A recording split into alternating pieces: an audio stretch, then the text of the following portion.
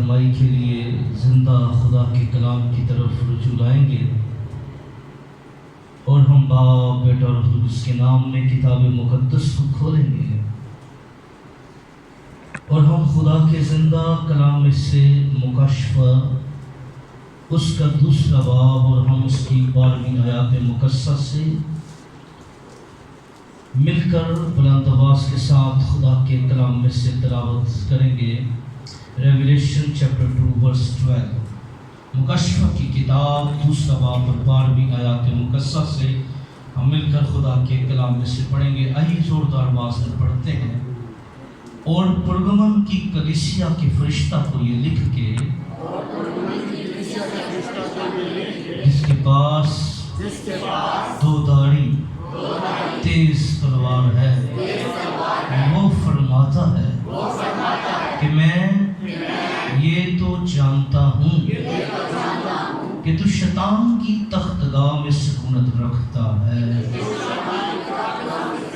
اور میرے نام پر قائم رہتا ہے، اور جن دنوں میں میرا وفادار شہید انتفاس تم میں اس جگہ قتل ہوا تھا جہاں شیطان رہتا ہے، ان دنوں میں بھی تو نے مجھ پر ایمان رکھنے سے انکار نہیں کیا، لیکن مجھے چند باتوں کی تجھ سے شکایت ہے، اس لیے کہ تیرے ہاں بعض لوگ بلعام کی تعلیم ماننے والے ہیں، جس نے بلعام کو بنی اسرائیل کے سامنے ٹھوکر کھلانے والی چیز رکھنے کی تعلیم دی، یعنی یہ کہ وہ بتوں کی قربانیاں کھائیں اور حرام کاری کریں۔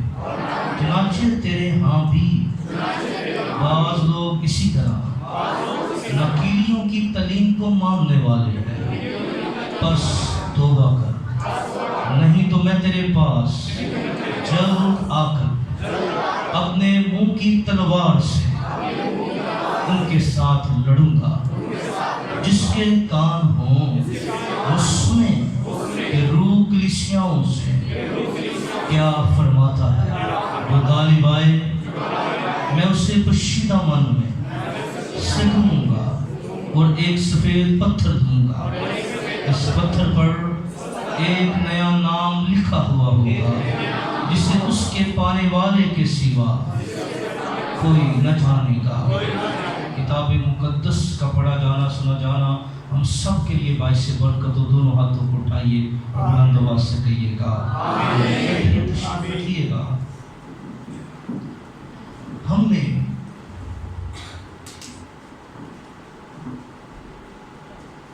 پچھلے سال میں 7 کلیسیائی خطوط کے تعلیمی سلسلے کا آغاز کیا، لیکن کچھ وجوہات کی بنا پر ہم اس تعلیمی سلسلے کو کنٹینیو نہ کر سکے، لیکن آج کی اتوار کی عبادت کے بعد ہم جو ہے پھر سے اس سلسلے کو ہم شروع کریں گے، اور جس کلام کے پیسز کو حصے کو ہم نے پڑھا ہے، یہاں بات ہو رہی ہے کیونکہ مکاشفہ کی کتاب جو ہے اس میں خداوند یسوع مسیح جو ہے، جب ہم 12ویں آیت کو پڑھتے ہیں تو کیا لکھا ہے؟ پرگمن کی کلیسیا کے فرشتہ کو یہ لکھ کے، یعنی فرشتہ کو لکھ۔ اب میں اس جانب نہیں بڑھنا چاہتا، میں پھر کسی سرمن میں اس فرشتہ جس کو کہا گیا ہے یا فرشتوں سے کیا ہم سیکھ سکتے ہیں یا کن باتوں کو ہم مد نظر رکھتے ہوئے اس ریویلیشن کو بہتر طور پر جان سکتے ہیں، ہم اس کی جانب بعد میں بڑھیں گے۔ لیکن جب ہم دیکھتے ہیں کہ خداوند یسوع مسیح نے جہاں پر 7 کلیسیاؤں کو خط لکھا گیا، اس کو لکھا گیا 7، اب سوال یہ پیدا ہوتا ہے کہ جب 7 کو لکھا گیا ہے تو کیا اور کلیسیائیں موجود نہیں تھیں؟ کیا آپ سمجھتے ہیں ہے تھی کہ نہیں تھی؟ پر ساتھ ہی کا کیوں انتخاب کیا گیا؟ ساتھ ہی کو کیوں سامنے رکھا گیا؟ تو یاد رکھیے جو ساتھ کا عدد ہے کتاب مقدس میں، بائبل مقدس کو سمجھنے والے، بائبل مقدس کو جاننے والے اور بائبل مقدس کی گہری تعلیم سے واقف لوگ جو ہیں وہ اس بات کو انڈرسٹینڈ کرتے ہیں کہ ساتھ کا عدد جو ہے یہ بڑی اہمیت کا حامل ہے خدا کے کلام میں۔ کون سا عدد ہے؟ اس کا بہت سے اور بھی عدد ہیں جن کو ہم بائبل مقدس میں بہت سے لوگوں کے ساتھ جڑے ہوئے دیکھتے ہیں۔ اب سات کے عدد کے بارے میں ڈیفینیشن تو نہیں ہو سکتی، لیکن یہ سات کا عدد جو ہے بائبل مقدس میں مختلف جگہوں پر اپنے اندر ایک گہرا اور وسیع پیغام جو ہے وہ رکھتا ہے۔ جب ہم کتاب مقدس میں پیدائش کی کتاب حوالہ جات نوٹ کر لیں، اگر کسی سے مس ہو جائے تو بعد میں لے سکتا ہے۔ پیدائش کی کتاب 7 باب کی 4 آیت میں نوح کو کہا گیا کہ 7 دنوں کے بعد زمین کا کیا ہو جائے گا؟ خاتمہ ہو جائے گا۔ کتنے دنوں کے بعد؟ پھر کتاب مقدس میں ہمیں 7 ہفتوں کا ذکر ملتا ہے۔ کتنے؟ 7 ہفتے۔ دانیل 9 باب کی 25 آیت میں خدا کے کلام میں 7 جو ہے برس، کتنے برس؟ 7 برس جو ہے پیدائش کی کتاب 29 باب کی 18 آیت میں 7 بار کا ذکر ملتا ہے۔ جب ایلیا نے اپنے خادم کو بھیجا کہ دیکھ بادل ہے، تو کلام کیا بیان کرتا ہے؟ جب وہ 7ویں بار گیا اور کہنے لگا ہاں ایک خاص اتنا بادل جو ہے وہ مجھے دکھائی دیتا ہے۔ بائبل مقدس میں 7 مہینے بڑی اہمیت کے حامل ہیں۔ پیدائش کی کتاب 8 باب کی 4 آیت پلس 6 باب کی پہلی آیت میں 7 گنا کا ذکر خدا کا کلام بیان کرتا ہے۔ پیدائش کی کتاب اس کے 4 باب کی 15-26 آیت میں اس کا بہت سے حوالہ جات ہیں۔ بائبل مقدس میں 7 بیٹے کا ریویلیشن جو ہے روت کے بارے میں کہا گیا وہ 7 بیٹوں کے برابر، تو یہ ایک اپنا اندر پیغام رکھتا ہے۔ 7 خادم الدین کا ذکر کتاب مقدس میں ملتا ہے۔ اعمال 6 باب کی 3 آیت میں، 21 کی 18 آیت میں 7 کلیسیائیں مکاشفہ کی کتاب پہلے باب کی 4 سے 11 آیت کے اندر 7 قومیں، کتنی؟ 7 قومیں مکاشفہ پہلے باب کی استثنا کی کتاب 7 باب کی پہلی آیت کے اندر 7 پاک روحوں کا ذکر ملتا ہے۔ اس میں یعنی جو 7 پاک روحوں کا ذکر ہے استثنا مکاشفہ پہلے باب کی 4 آیت کے اندر 7 قربانیوں کا ذکر خدا کا کلام بیان کرتا ہے۔ 23 باب گنتی کی کتاب 23 باب کی پہلی آیت سے 14 آیت میں، اور 7 بدروحوں کا بھی ذکر ملتا ہے۔ یاد ہوگا خدا مسیح نے کیا کہا تھا؟ جب ایک شخص میں سے بدروح نکل جاتی ہے وہ کیا کرتی ہے؟ پھر وہ ویرانوں میں چلی جاتی ہے، اور جب دیکھتی ہے کہ یہ بندہ جو ہے ابھی بھی کیا ہے؟ خالی ہے، تو اس سے کیا ہوتا ہے اس کا؟ اور وہ کیا کرتی ہے؟ 7 کو اوڑھ لے آتی ہے۔ تو 7 ستارے کتاب مقدس میں مکاشفہ پہلے باب کی 16 سے 20 آیت میں 7 چراغ، آنے والے دنوں میں 7 چراغوں کے اوپر خدا کے کلام میں سے بات کروں گا، کیونکہ ہم کوشش کریں گے اب تھوڑی دیر جو ہے ان دنوں میں مکاشفہ کی کتاب میں ہی سے زیادہ بات کریں۔ اور 7 روٹیاں، 7 گائیں، اسی طرح 7 کا عدد جو ہے، اور یاد رکھیے اور 7 کا عدد سب سے بڑی بات جو ہے یہ خداوند یسوع مسیح کو پیش کرتا ہے۔ آمین۔ کیا کرتا ہے؟ 7 کا عدد کس کا عدد ہے؟ خداوند۔ اور 7 کا عدد جو ہے یہ کاملیت کا عدد ہے۔ 6 کا عدد آدم کا عدد ہے، کیونکہ آدم کو کس دن بنایا گیا تھا؟ چھٹے دن، اس لیے 6 کا عدد آدمی کا عدد ہے، اور 7 کا عدد جو ہے پھر آدم کا عدد ہے، خداوند یسوع مسیح کا عدد ہے۔ اور جب آپ دیکھیں عموماً جب 7 لکھا جاتا ہے تو اس کے اوپر لوگ کاٹ دیتے ہیں، تو یہ اصل میں جو کاٹنے کی روایات ہے پاکستان کے اندر، یہ دوسری قوموں کے سکالروں نے کو پتا 7 کا عدد جو ہے وہ خداوند یسوع مسیح کا ہے، اس لیے اس کو انہوں نے اوپر سے کاٹ دیا۔ تو کئی دفعہ ہم بھی ایسا ہی کرتے ہیں۔ ایز اٹ 7 جو ہے کیونکہ یہ مسیح کا عدد ہے، کاملیت کا عدد ہے بائبل مقدس میں۔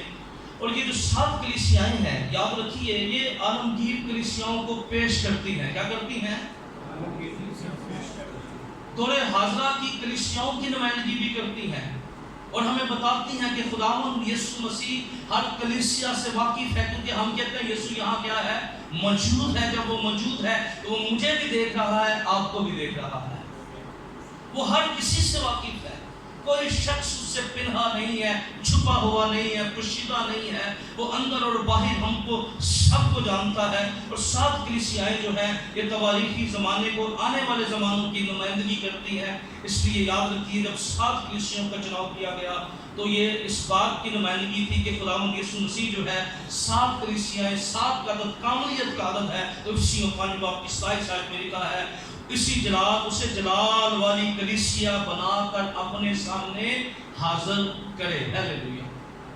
کون سی کلیسیا بنا کر؟ جلال والی۔ یعنی 7 کلیسیوں کا مطلب ہے خداوند کلیسیاؤں کو جلال والی کلیسیا دیکھنا چاہتا ہے اور کامل دیکھنا چاہتا ہے۔ اور پھر اسی 5 باب کی 27 آیت میں لکھا ہے جس کے بدن میں داغ جڑی اور کوئی ایسی چیز نہ بلکہ پاک اور بے عیب ہو۔ کیا ہو؟ یعنی 7 جب کلیسیوں کے ساتھ جوڑا گیا ہے تو خداوند یسوع کلیسیا کو کیا دیکھنا چاہتا ہے؟ کامل دیکھنا چاہتا ہے۔ اور کامل کا مطلب یہ ہے کہ وہ پاک ہوں، بے عیب ہوں، کوئی داغ، کوئی جڑی، کوئی ایسی چیز جو ہے وہ کلیسیا کے اندر نہ ہو۔ اور کتاب مقدس میں جب ہم نے ان کلیسیاؤں کو پڑھتے ہیں تو یہ کلیسیائیں اپنے نام سے منسوب کی گئی، شہروں کے نام سے منسوب کی گئی۔ افسس میں رہنے والی کلیسیا کو افسس کی کلیسیا کہا گیا، سمونا میں رہنے والی کلیسیا کو سمونا کی کلیسیا کہا گیا، اور یہاں پرگمن کی کلیسیا کے فرشتہ کو جب کہہ رہا ہے تو یہ اس کلیسیا کی بات ہو رہی ہے جو پرگمن کے علاقہ میں آباد ہے، یہاں پرگمن کے علاقہ کے اندر قائم ہے، اس کلیسیا کی بات ہو رہی ہے۔ پھر ایک اور چیز آپ کو دینا چاہتا ہوں، بائبل مقدس کو سمجھنے کا بنیادی اور اہم اصول یہ ہے کہ بائبل مقدس میں جتنے نام ہیں اور جتنے واقعات ہیں یہ حادثاتی نہیں ہے۔ کیا کہہ رہا ہوں؟ کیا ہے؟ یہ خدا کے منصوبے میں شامل ہے۔ جتنے نام آپ کو نظر آتے ہیں، جتنے مقام آپ کو نظر آتے ہیں، یہ ایسے ہی نہیں ہے۔ ان کا روحانیت کے ساتھ تعلق کیا؟ یہ حادثہ نہیں ہے کہ خدا جو ہے وہ ابراہیم کو یہ کہہ رہا ہے تم موریا کے اندر چلا جا۔ تو ہم نے موریا کے بارے میں کیا سیکھا تھا؟ جس کو خدا نے چنا ہو۔ موریا کا کیا مطلب ہے؟ ایلیا ایسے نہیں چلا جاتا وہاں پر، اور اس کا کیا مطلب ہے؟ جہاں آگ لگی ہو، جہاں آگ لگی ہو۔ ہم نے سیکھا مقدسہ مریم کا نام کوئی اور نام کیوں نہیں تھا، اور ہم نے دیکھا اس بات کو کہ خداوند یسوع مسیح جہاں صلیب دی جا رہی ہے تو لوکیشن ہر ایک چیز خدا اپنی مرضی سے طے کر رہا ہے۔ اور یاد رکھیے خدا اپنی فیصلے اب خود طے کرتا ہے، وہ انسانوں کو استعمال کر سکتا ہے اپنے کام کی تکمیل کے۔ اس لیے اس کو بات کو گہرے طور پر سمجھیے کہ کتاب مقدس میں جتنے بھی نام ہیں، جتنے بھی مقام ہیں، جو کچھ بھی ہے، اس کو سمجھنا ضروری ہے، اس کو انڈرسٹینڈ کرنا ضروری ہے۔ اور جب ہم اس کو انڈرسٹینڈ کریں گے تو ہم بائبل مقدس کو بہتر طور پر سمجھنے میں یہ چیزیں ہماری مددگار ثابت ہو سکتی ہیں۔ اور ہم نے پرگمن کے میننگ لکھی ہے۔ پرگمن کا مطلب ہے مخلوط یا الحاق کرنے والی۔ کیا کرنے والی؟ مخلوط یا دنیا کے ساتھ بیاہی جانے والی۔ کس کے ساتھ؟ بولے کس کے ساتھ؟ یعنی یہ مخلوط کلیسیا ہے جس کا الحاق کس کے ساتھ ہو گیا؟ دنیا کے ساتھ ہو گیا ہے۔ ہم کئی دفعہ ہوتے مسیح کی کلیسیا ہے پر ہمارا الحاق دنیا کے ساتھ ہوتا ہے۔ ہم دنیا کی چیزوں کو زیادہ فوکس کرتے ہیں، ہم دنیا کی باتوں کو زیادہ فوکس کرتے ہیں۔ ہمارے سامنے یہ زیادہ ضروری ہوتا ہے کہ دنیا کو کیسے خوش کیا جا سکتا ہے، لوگوں کو کیسے خوش کیا جا سکتا ہے، کس طرح ہم لوگوں کو خوش کر سکتے ہیں۔ اس لیے ہم کیا کرتے ہیں؟ مسیح کی کلیسیا ہوتے ہوئے ہمیں مسیح کی ناراضگی کا ڈر نہیں ہوتا۔ سامنے ہم کوئی ناراض نہ ہو جائے، کی نہ ہو جائے لچوں دونوں خیر کی میں فرق پہ گیا ہے، اتنی دونوں آیا ہے۔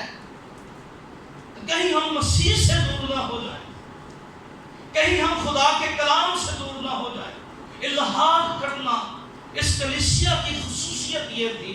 پرگمن، جب اس کو پرگمن اس کا نام ہے تو یہ کوئی حادثہ نہیں ہے، اس نے الحاق کر لیا تھا وہاں کے رہنے والوں کے ساتھ، کٹ جوڑ اس کا ہو گیا تھا۔ اور آج بھی کئی دفعہ مسیح کی کلیسیا جو ہے جس کو مسیح کو فالو کرنا چاہیے، مسیح کے پیچھے چلنا چاہیے، مسیح میں زندگی بسر کرنی چاہیے، مسیح کا ہو کے جینا چاہیے، اس کے لیے ضروری ہے کہ اس کا الحاق دنیا کے ساتھ نہ ہو، کیونکہ میرے اور آپ کے مسیح نے کیا کہا تھا، تم دنیا میں ہو پر دنیا کے نہیں ہو۔ اس میں تم دنیا میں ہو پر دنیا کے ہو پر دنیا کے یسوع مسیح نے کیا کہا تھا؟ یسوع نے کہا اسی ادھر نک دے چکر دی رہ گئے۔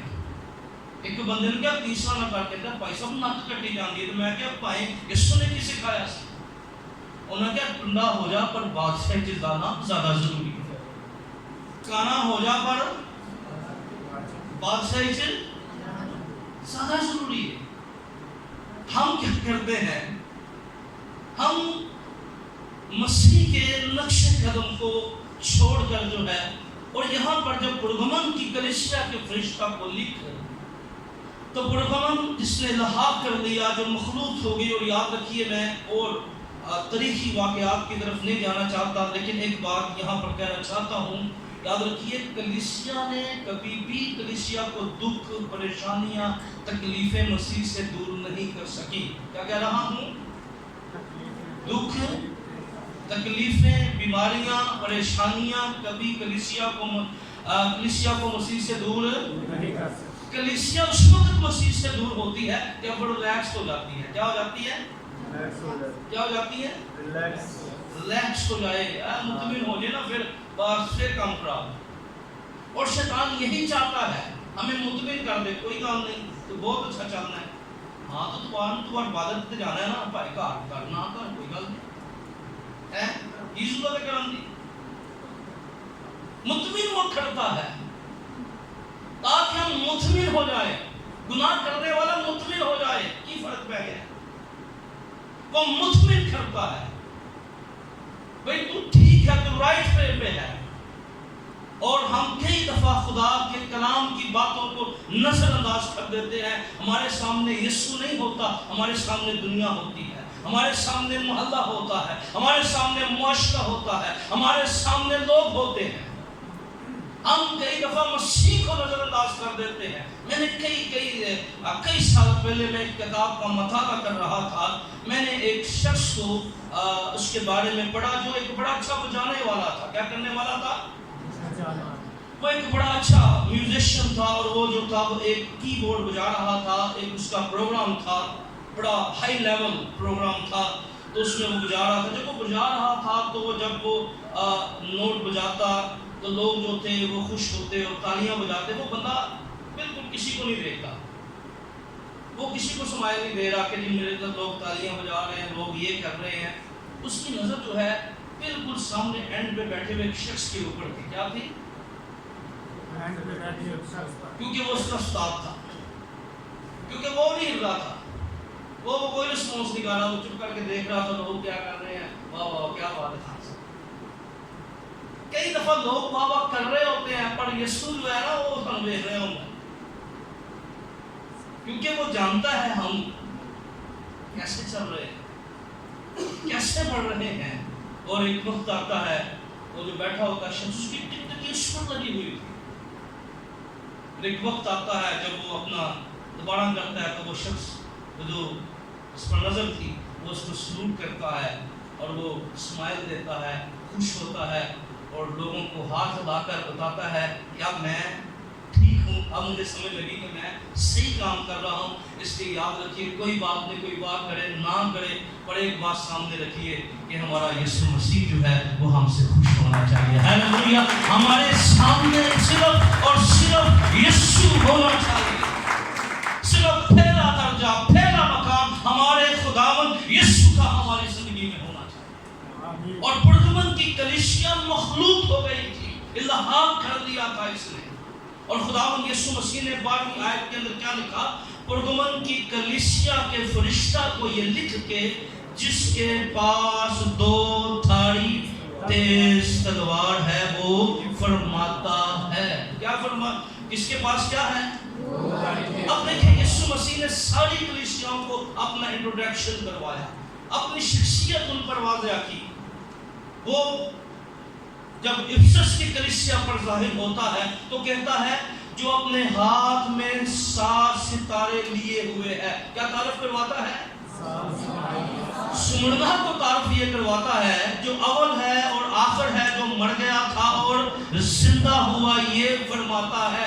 यानी इनको तारफ करवा रहा है क्योंकि कलीसिया दुख उठा रही थी सुमरदा का मुर, यानी दुख उठा रही थी। उनको क्या कहता है, जो अव्वल है, जो आखिर है, जो मर गया था, और वो बताता है मैं दुख उठाया, मैं मर गया था, मैं जिंदा हुआ हूं। पर इस कलीसिया को यीशु मसीह जो है ऐसे शख्स के तौर पर मुतारफ करवा रहा है, ऐसे शख्स के तौर पर पेश कर रहा है जिसके पास दो दाढ़ी क्या है, तेज तलवार है।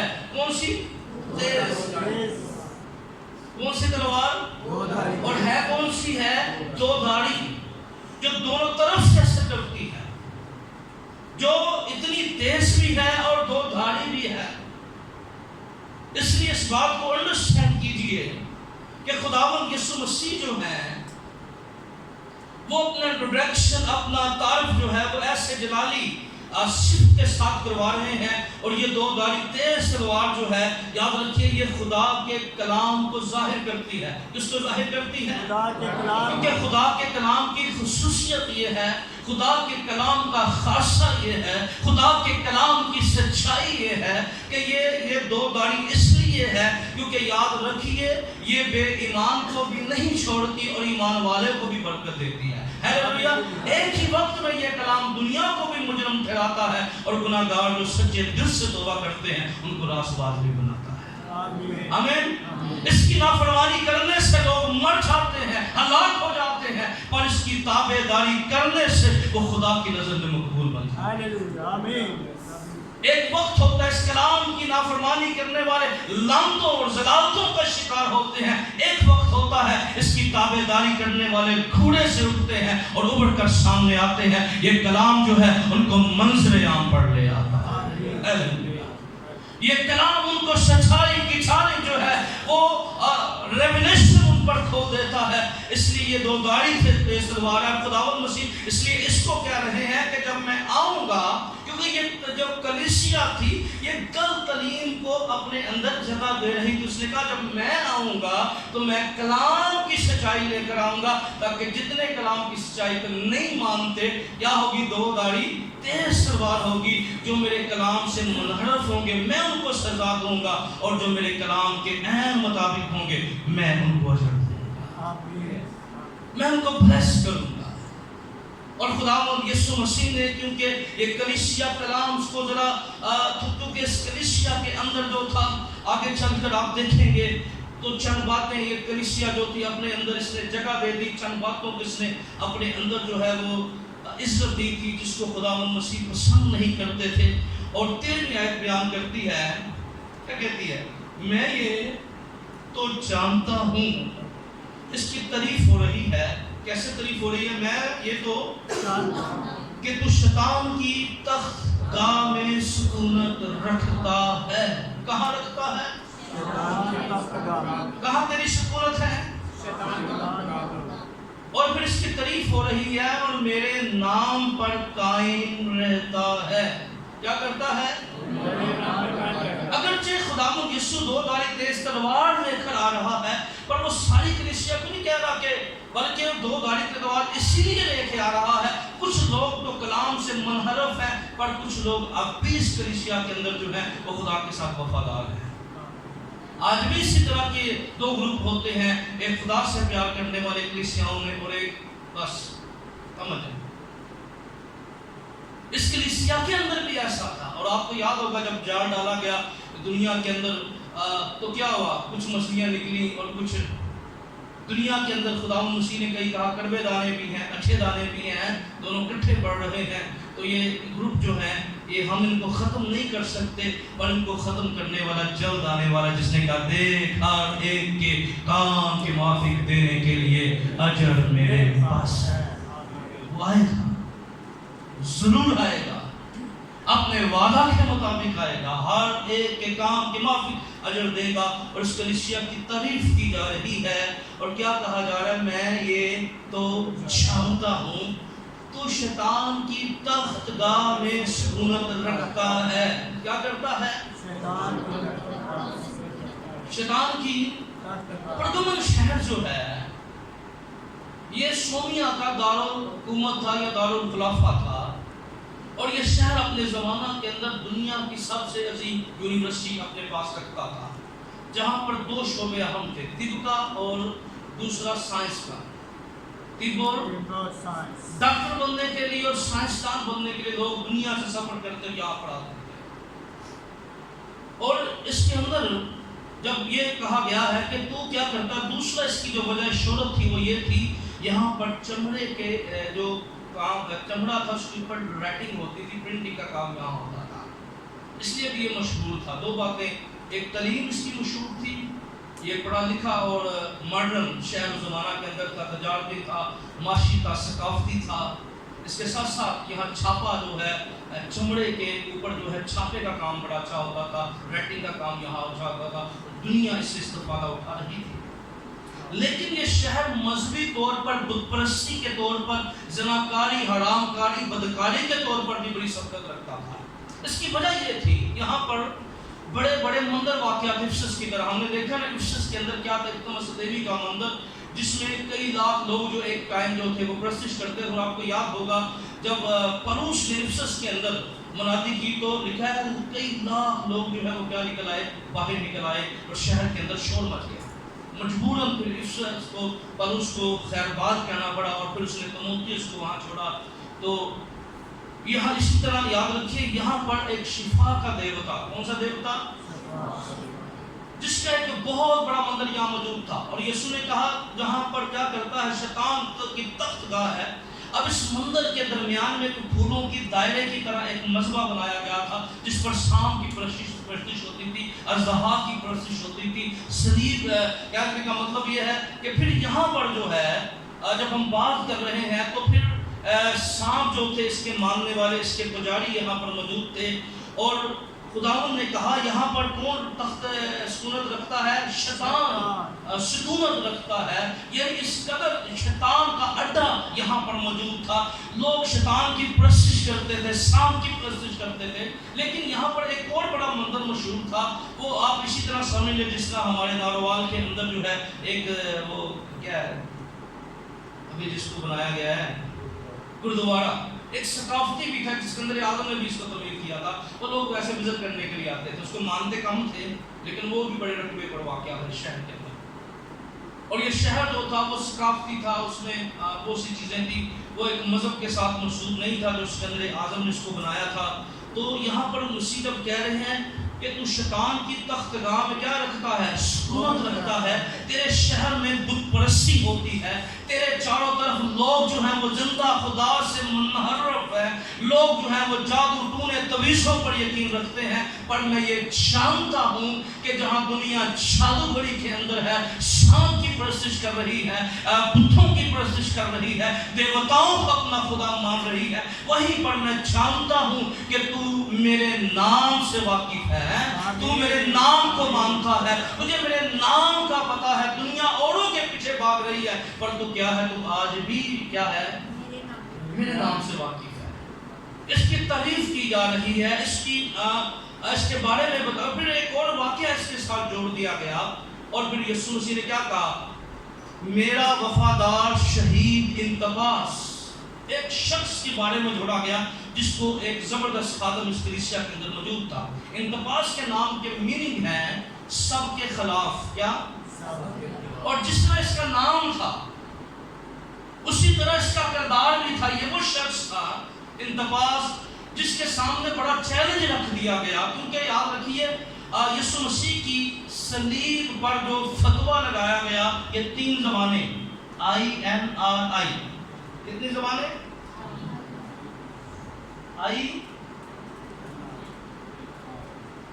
یہ 3 زبانیں کے اندر یہ فتویٰ لگایا گیا۔ فتویٰ کیا لگایا گیا، یہودیوں کا بادشاہ۔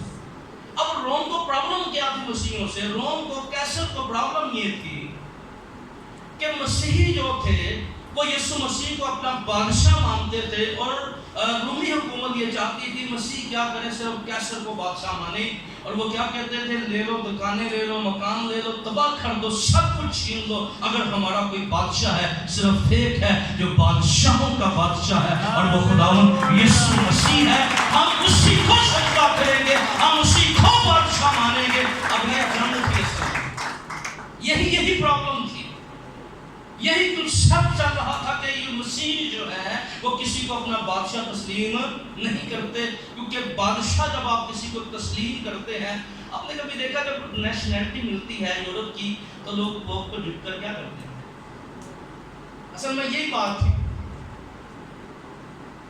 سمجھ لیں اس میں کیونکہ آپ جب جھکتے ہیں تو اس کو تسلیم کرتے ہیں تو وہ کیا کہتے ہیں، نو ہو ہی نہیں سکتا، ہمیں ایک ہی بادشاہ مل گیا ہے اور وہ خداوند یسوع مسیح ہے، آمین۔ ہمارا کوئی اور بادشاہ ہو ہی نہیں سکتا، ہم اور کسی بادشاہ کو مانتے ہی نہیں ہیں، اور اس کی قیمت ان کو دینی پڑتی ہے۔ یاد رکھیے سچائی ہمیں آزاد کرتی ہے، پر سچائی والا شخص جو ہے، یاد رکھیے وہ قیمت دیتا ہے۔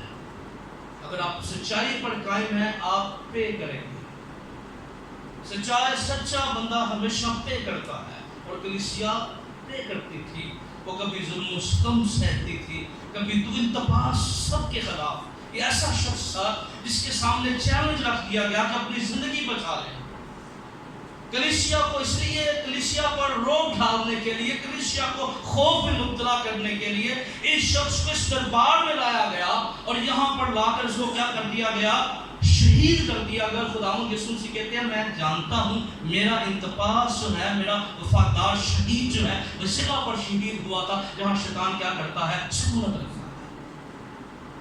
لیکن پھر اس کی تعریف ہو جا رہی ہے، اس وقت تھا کہ لوگ عبادت کرنا چھوڑ دیتے، اس وقت تھا لوگ خدا کو چھوڑ دیتے، اس وقت تھا لوگ جو ہے میرے نام کے انکار کر دیتے، اور کیا کہتا ہے، خوف اور انحلال کے اندر جب اس کو شہید کیا گیا، اس کو اذیت دی گئی، تو اس کلیسیا کی تعریف یہ ہو رہی ہے، اور جہاں شیطان رہتا ہے ان دنوں میں بھی تو نے مجھ پر ایمان رکھنے سے انکار نہیں کیا۔ کیا تعریف ہو رہی ہے؟ جب انتباس کو شہید کیا گیا، جو واقعی سب کے خلاف تھا، وہ ساری تعلیموں کے خلاف تھا، جب تک انتباس رہا اس کلیسیا میں بدعت نہ آئی، کیونکہ انتباس ایک زوردار پرسنالٹی تھی، وہ بدعتوں کے خلاف لڑتا تھا، وہ شیطان کے خلاف لڑتا تھا، اس کی قیمت اس کو دینی پڑی، اور اس کی قیمت یہ ہوئی کہ یہ شخص جو ہے سچائی پر قائم رہ گیا، اور اپنی جان مسیح کے لیے دے دیا، اور مسیح اس کو کیا کہتے ہیں، میرا شہید انتباس ہے، مسیح اس کو کہتے ہیں میرا وفادار شہید انتباس، یعنی وہ کہتے ہیں میرا وفادار تھا، وہ شہید ہے۔ انتباس جس کے نام کا مطلب ہے سب کے خلاف، یہ چرچ کے اندر بھی سب باتوں کے خلاف رہا، یہ معاشرے کے اندر، اپنے علاقہ کے اندر، پرڈھمن کے اندر جو ہے سب باتوں کے خلاف رہا، اور مسیح کا وفادار تھا، مسیح کے تابع رہا، مسیح کو فالو کرتا رہا۔ اس کلیسیا کی تعریف ہو رہی ہے، ان دنوں بھی تو نے مجھ پر ایمان رکھنے سے انکار نہیں کیا، یعنی تیرے سامنے ایک بڑا چیلنج تھا۔ اس کلیسیا کی تعریف ہو رہی ہے، اس وقت تھا کہ تو خوف کے اندر تھی، یہ کلیسیا غم کے اندر، ایک طوفان ڈھا دیا گیا، اس کلیسیا کا خادم اس سے چھین لیا گیا، اس کو اذیت دی گئی اور دوسروں کو ڈرایا گیا، پر یہ کلیسیا کیا کہی، اس نے کہا ٹھیک ہے کوئی بات نہیں، ہم دکھ اٹھا لیں گے، ہم ایک ہی نام کو مانتے ہیں جو سب ناموں سے اعلیٰ نام ہے۔ یہ وفادار بھی ہے، یہ خدا کی عبادت بھی کر رہی ہے، پر آگے چلیے اور خداوند مسیح سے شکوہ کرتے ہیں، گلہ کرتے ہیں، جس طرح دوسری کلیسیاں کو کہا گیا، افسیوں کو کہا گیا کہ تو نے پہلی سی محبت چھوڑ دی ہے، یعنی تو ہے بڑی ایکٹیو، کیا ہے بڑی، کئی دفعہ لوگ بڑے ایکٹیو ہوتے ہیں، ان کو نا کھانا پکانا سارے شروع ہو جاتے ہیں، پر دعا نہیں کرتے، کیونکہ ایکٹیو چرچ میں ہوتے ضرور ہے، اور گھٹنوں کے بل ہونے کے لیے، اور یاد رکھیے یہ ضروری ہے ساری چیزیں۔ میں ہمیشہ کہتا ہوں مارتھا کا کردار، مریم کا کردار یہ ضروری ہے، کیونکہ اگر मार्था काम न करती तो खातों को खाना ना मिलता। जरूरी है सारी बातें, लेकिन यीशु मसीह ने कहा अच्छा हिस्सा कचनाव में करना चाहिए। आमीन। सारे काम जरूरी है। मुआशरा घर जो है कभी भी नहीं चल सकता, चर्च से लोगों के बगैर नहीं चल सकता। लेकिन याद रखिए हम जो मर्जी हों, स्टीफनस डीकन की तरह जो है हम रूह से ममूर और तनाई से ममूर हों। हालेलुया। और हम पूरी सच्चाई और वफादारी के साथ जो है खुदा में खाएं। ये सारा हम है। 13वीं आयत 14वीं आयत क्या कहती है? लेकिन मुझे चंद बातों की तुझसे शिकायत है। क्या है? इससे पहले तरीफी कलमात इस कलीसिया के लिए बोले गए। इस कलीसिया को बताया गया कि तू वफादार है, तू मेरे नाम पर तवक्कुल करती है, तूने हर हालात में मुसीबतों का मुकाबला किया, तूने दुखों का मुकाबला किया, तूने तकलीफों का मुकाबला किया। लेकिन मुझे चंद बातों में क्या है? तुझसे शिकायत है। मुझे चंद बातों में, मैं चंद बातें तेरे अंदर ऐसी हैं जिनको मैं पसंद नहीं करता। उनके अंदर क्या सी बातें थी? इसलिए कि तेरे यहाँ बाज लोग क्या करने वाले हैं? इसकी दलील को बलाम की दलील को मानने वाले हैं। क्या है? बलाम जो था, हमने इसके बारे में बारहा दफा बात की। बलाम एक गैर कौम का नबी था। क्या था? और बल्क ने, हमने बात की थी यहोवा की और जदून की तलवार, तो हमने मोआबियों के ऊपर, मदानियों के ऊपर बात की थी। तो हमने उस पर भी बात की थी, क्योंकि बलाम जो था ये नबी था गैर कौम का। कौन सा? ये गैर कौमें इसको नबी मानती थी। ये बेसिक कोई खुदा का नबी नहीं था बलाम, ये खुदा का नबी नहीं था, पर दुआ बड़ी चंगी कर गया। मुझे रासुबातों की मोहर, साधकों की मोहर। नबी कौन सा है?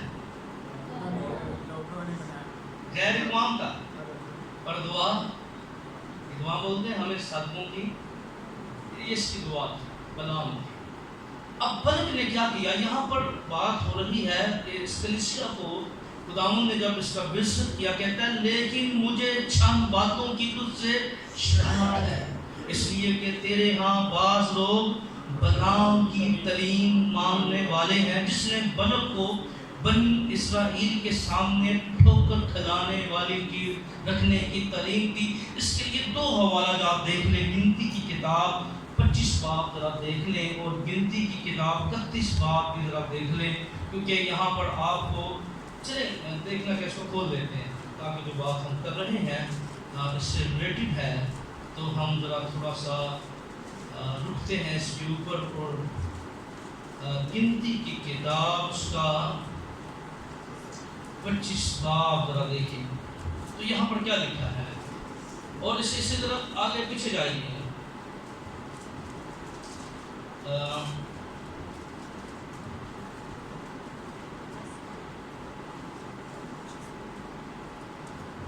थोड़ा और पीछे चले जाइए, मैं आपको उस वाक्य की तरफ लेके जाऊं।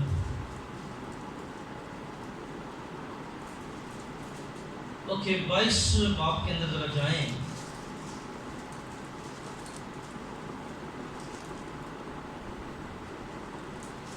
और 22 की 3 आयत के अंदर क्या लिखा है? जल्दी से।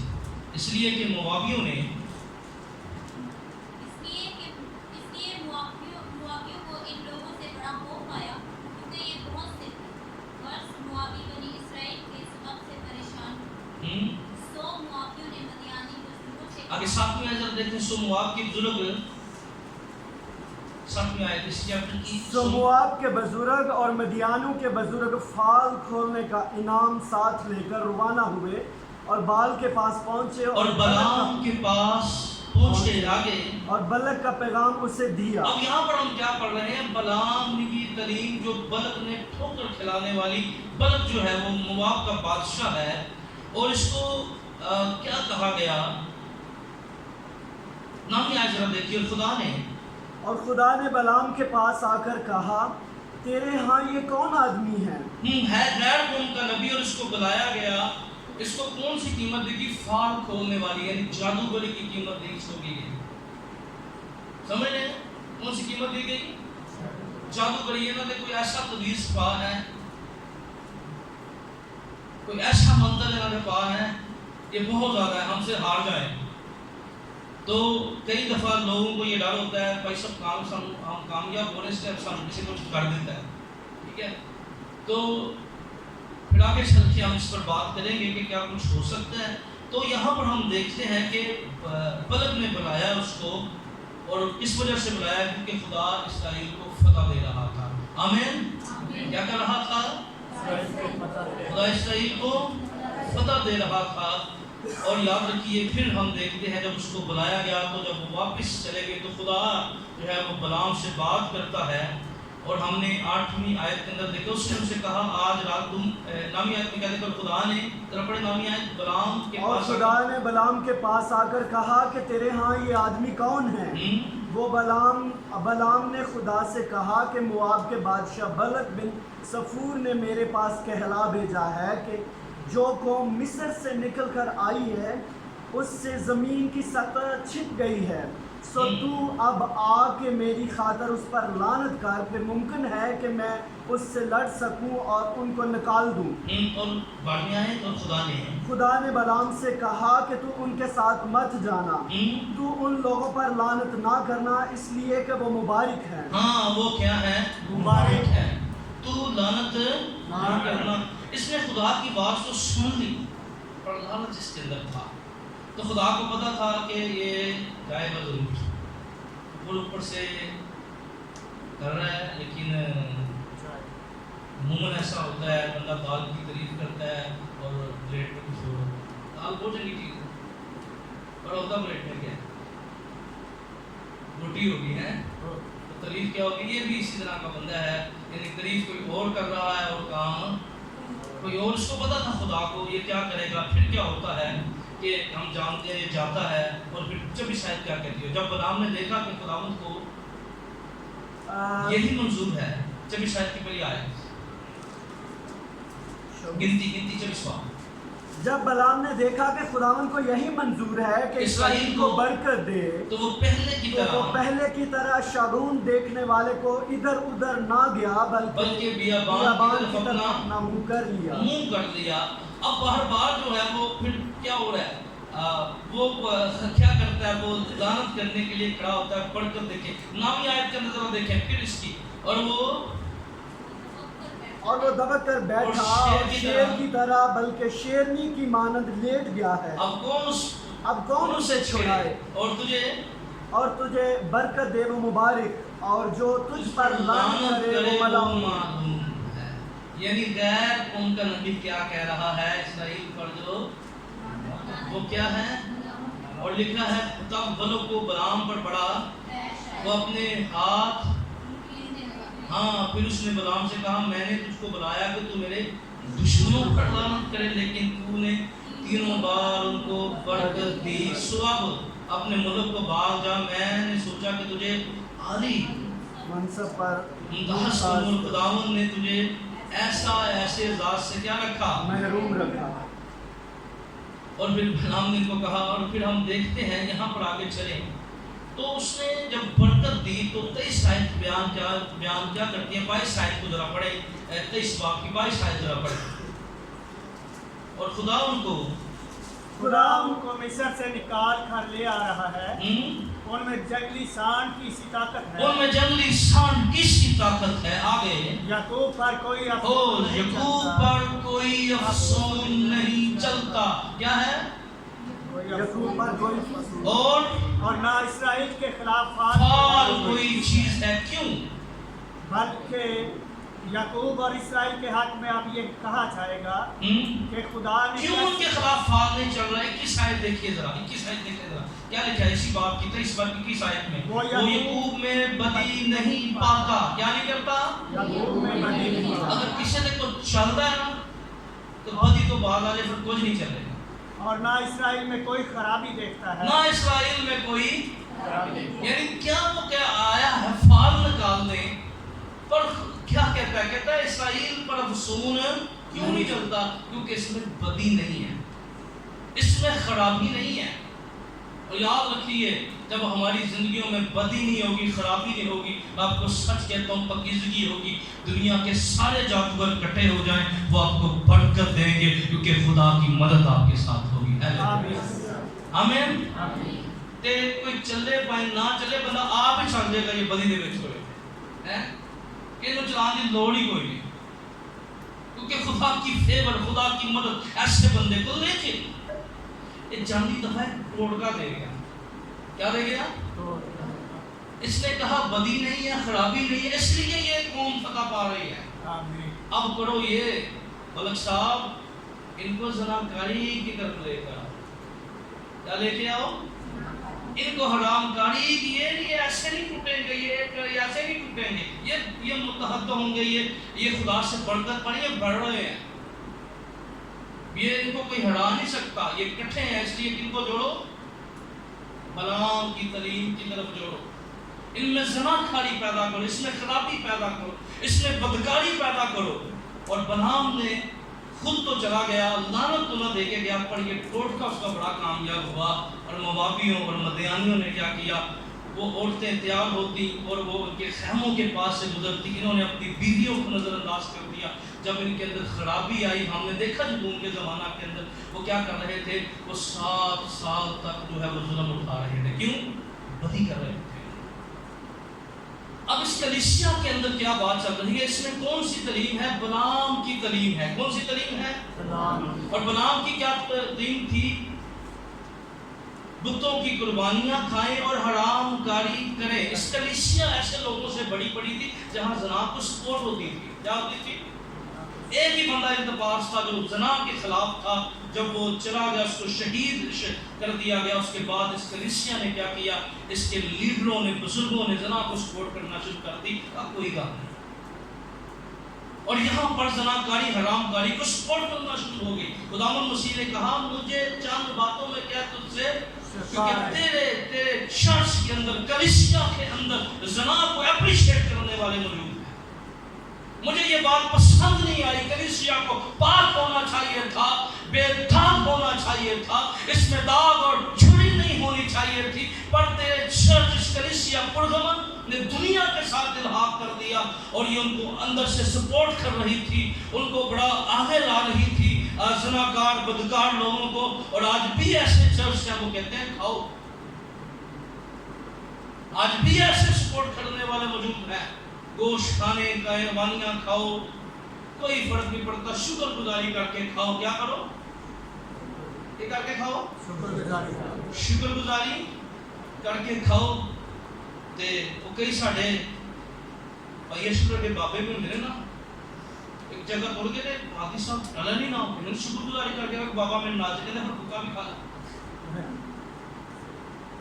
انہوں نے کہا حاجی صاحب نے بائبل تو نہیں کھانا، انہوں نے ہم کھانا. تو کئی کیا نقصان یعنی ایسے کاموں کو سپورٹ کرنے والے. اور مجھے شکایت ہے تو وفادار ہے، تو بڑی دعا کرنا ہے، بڑی پکتی، پر تو نے گناہ کو سپورٹ کی ہے. مجھے شکایت ہے اس سے. اور پھر دوسری تعلیم اس کے اندر تھی، کیونکہ وقت ہمیں اجازت نہیں دے گا، 2 سے 4 منٹ میں اس کو کلوز کروں گا. میں آگے نہیں لے کے جانا چاہتا کہ تو یہ جو ایک ہی خط ہے یہ 4-5 کو بار چلا جائے. تو میں بلعام کی تعلیم شروع کر دوں اور یہ جو شہر کی حالت پر تھوڑی دیر بات کروں. تو اس وجہ سے میں نے انٹریکشن بہت سی چیزیں چھوڑ دی. تو اس لیے میں نے بھی نوٹس پر بھی نظر نہیں کر رہا، کیونکہ میں چاروں کی جو بیسک باتیں ہیں وہ آپ تک میں لے کے جاؤں. اس کلیسیا کو کیا کہا گیا؟ اور تیرے ہاں بعض لوگ اس طرح نکیلیوں کی تعلیم ماننے والے ہیں. کن کی؟ نکیلیوں کی. اب نکیلیوں کے میننگ جو ہے وہ ہے حکمران کرنا. کیا کرنا؟ آج بھی نکیلیوں کی تعلیم کلیسیاؤں میں موجود ہے. کون سی؟ دوسروں پہ حکمرانی کرنے کی اسپرٹ، دوسروں کو کم تر جاننے کی اسپرٹ.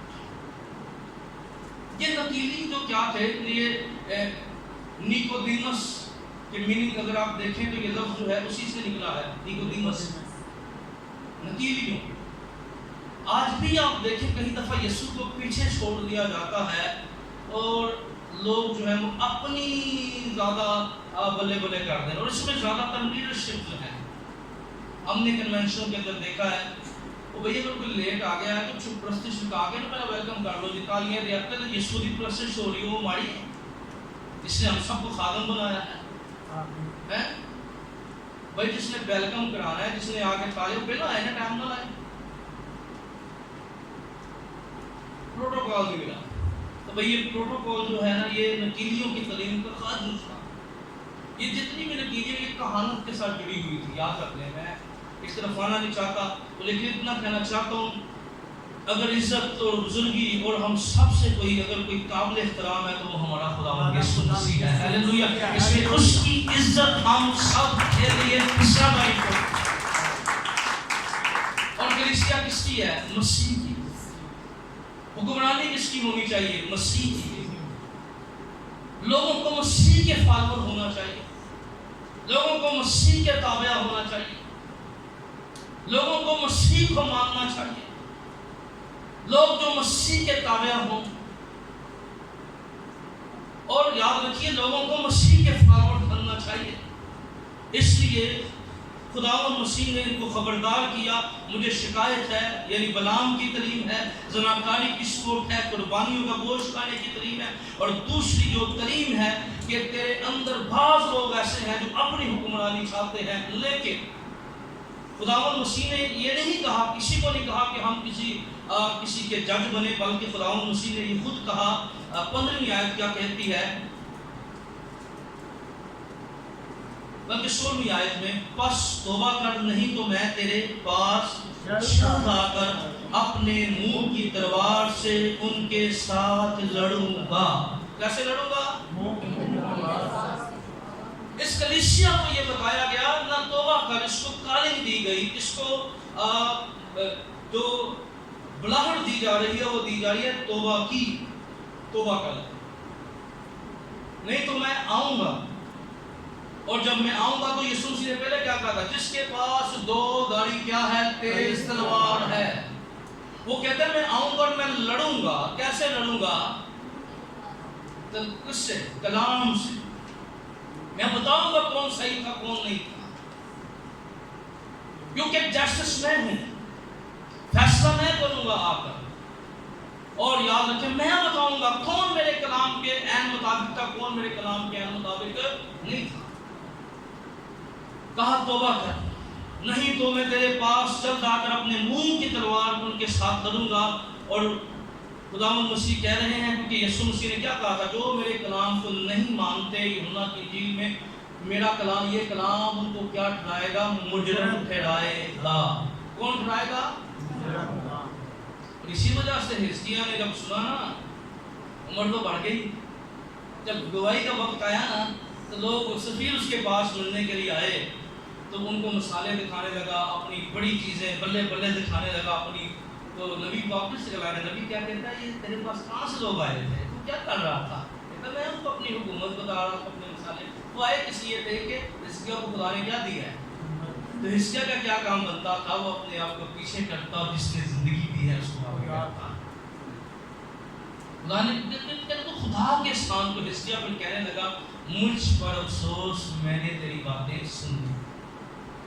یہ کلام مجرم ٹھہرانے والا کلام ہے, یاد رکھیے. اس لیے کئی دفعہ اب یہاں پر انڈرسٹینڈ کیجئے, خداوند مسیح کہہ رہے ہیں میں آؤں گا اور کیا کروں گا؟ منہ کی تلوار کے ساتھ لڑوں گا. اور جس کے کان ہو وہ سنے روح کلیسیاؤں سے کیا فرماتا ہے. روح کون سنے؟ یہ کانوں کی بات نہیں ہو رہی. یہ کانوں کی, یہ کان بڑے تیز ہوتے ہیں جسمانی معاملوں میں ہیں. کوئی لپی ہلاتا ہے پتہ لگتا ہے میرے خلاف ہی ہے. اور یہ کان بڑا مضمون ہے بائبل مقدس میں. کون سے کان خدا کی بات سنیں گے, کیا اصول ہے اس کے؟ سب باتیں خدا کے کلام میں درج ہیں, پھر کبھی ان پر بات ہو سکتی ہے. اور آگے اس کے لیے ایک اور اس کے لیے خوشخبری کیا تھی. اس سے کہا گیا 17ویں آیت میں جو غالب آئے, جو غالب آئے, یعنی بات ہو رہی ہے غالب آنے کی. غالب آئے کس پر غالب آئے؟ اپنے آپ پر غالب آئے, اپنی خواہشوں پر غالب آئے, غلط تعلیمات پر غالب آئے, बहुत सी चीजों पर गालिब आए। जैसे क्या कहा गया, इसे पोशीदा मन में से दूंगा। कौन सा मन में से? पोशीदा मन में से। अब मन के बारे में हम जानते हैं, और खुदावंद यीशु मसीह ने, हम जानते हैं कि खुदा ने बियाबान में इनको मन दिया खाने के लिए। तो ये समझे यहूदी जो मुफक्कर थे, स्कॉलर थे, वो समझे ये मन हमें किसने दिया है? मूसा ने। तो खुदावंद मसीह ने कहा नहीं नहीं, मूसा ने तुम्हें मन नहीं दिया था, मन खुदा ने दिया था। किसने दिया था? और मन जिंदगी की रोटी है, और खुदावंद मसीह ने यहाँ लफ्ज़ पोशीदा इस्तेमाल किया। फिर हम देखते हैं अगला हिस्सा इस, और एक सफेद पत्थर दूंगा। क्या दूंगा? अब बाइबल मुकद्दस में काहिन का जो सीना बंद होता था, इसके अंदर दो पत्थर थे, ओरीम और मतीन। ये जो सफेद पत्थर ओरीम था, और जो ब्लैक पत्थर था, सियाह पत्थर था, वो मतीन था। अब ये पत्थर काहिन खुदा की मर्जी जानने के लिए, जब उसको किसी मामले की समझ नहीं आती थी, तो अपने सीने बंद से दो पत्थर निकालता था, और उनको क्या करता था? रखता था, और खुदा की मर्जी मालूम करता था। और जहाँ पर भी ये बयान, ये बड़ा हक है कि याद रखिए, अगर खुदा हमें अपनी मर्जी हम पर जाहिर करे, हालेलुया। और बात हो रही है पोशीदा बातों की, क्योंकि ये कलीसिया के लिए मुश्किल क्या थी? ये कलीसिया जो के दरबारों के दरमियान गिरी हुई थी, मंदिरों के दरमियान गिरी हुई थी, बुतप्रस्तों के दरमियान गिरी हुई थी। इस वजह से वो उनके दरबारी जो थे, वो पोशीदा बातों पर बड़ा यकीन रखते थे। क्या करते थे? पोशीदा बात। तो खुदावंद मसीह ने कहा मेरे पास जो तुम्हारे लिए मंसूबा है, ये बड़े ऑनर की बात है अगर कोई खुदा की मर्जी को समझने की बसीरत रखता है। ये खुदा की खुदाई में बड़ी बात है कि अगर कोई शख्स समझ रखे कि खुदा उस पर अपनी मर्जी जाहिर करे, बड़ी ही कमाल, ये शर्फ की बात है खुदा की तरफ से। और इसको कहा गया, मैं इसके साथ वादा ये किया गया गालिब आने वालों के लिए मैं। और पोशीदा बात हो रही है खास रिश्ते की। किसकी बात हो रही है? पोशीदा। मन पोशीदा, पत्थर पोशीदा जो है, ये खास बात हो रही है। इसलिए खुदा के साथ हमारा रिश्ता क्या है? बड़ा खास रिश्ता है। हालेलुया, आमीन। आइए हम अपनी आंखें बंद कीजिए, अपने कदमों पे खड़े हो जाइए, इस बात को जानिए और समझिए कि खुदावंद यीशु हम सबसे वाकिफ है। हमें किसी के साथ लड़ने की ज़रूरत नहीं है, हमें किसी को जवाब देने की ज़रूरत नहीं है। अगर हम खुदा के साथ सिंसियर चल रहे हैं, तो याद रखिए उसका कलाम जो है दो धारी तेज तलवार है। वो जब वो चलती है, तो याद रखिए जो उसके कलाम के ऐन मुताबिक जिंदगी